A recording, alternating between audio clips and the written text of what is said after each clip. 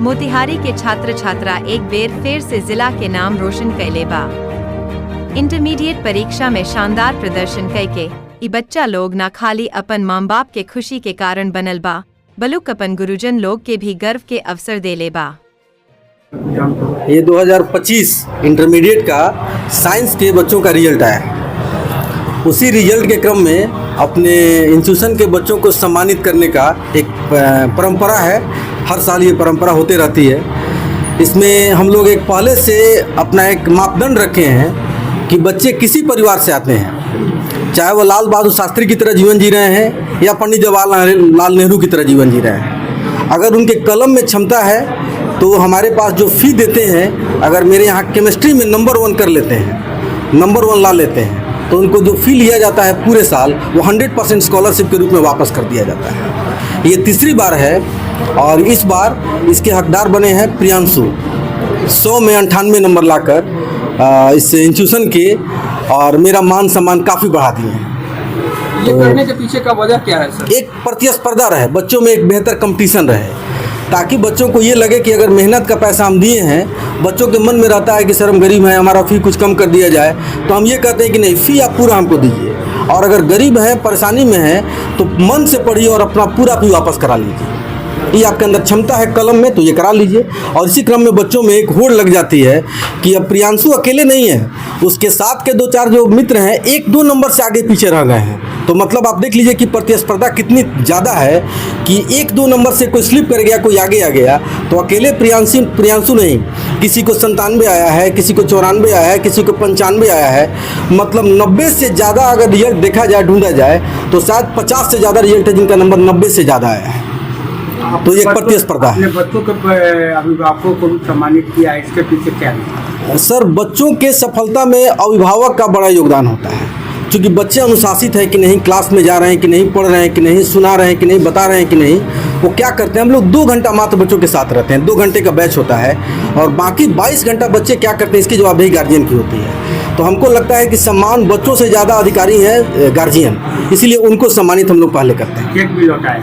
हाँ, और जो फ़ी लिए थे उसी का 100% जो स्कॉलरशिप है वो रिफ़ंड कर दिए हैं, चेक के रूप में वह मूल्य उनको रिफ़ंड कर दिया गया है, और भी गार्जियन को दिया गया, बच्चों के हाथ में नहीं दिया गया। आगे भी जारी रहेगा? बिल्कुल, ये हर साल हमारे यहाँ केमिस्ट्री में जो बच्चा टॉप करेगा उसको फ़ी उसका 100% रिफ़ंड कर दिया जाएगा स्कॉलरशिप के रूप में। ये कोई उसके प्रति उदारता नहीं है, उसके कलम की क्षमता है, स्कॉलरशिप के रूप में रिटर्न कर दिया जाएगा। मोतिहारी के चांदमारी में एक भव्य सम्मान समारोह आयोजित भइल, जहां इंटर के टॉपर्स के सम्मानित कइल गयल। एहमे दर्जन भर से अधिक छात्र छात्रा लोगन के पुरस्कार मिलल। खास करके केमिस्ट्री में 98% अंक लाके प्रियांशु कुमार और सिमरन कुमारी धूम मचा देले। मैंने 457 मार्क्स अचीव किया है क्लास 12 बोर्ड्स में।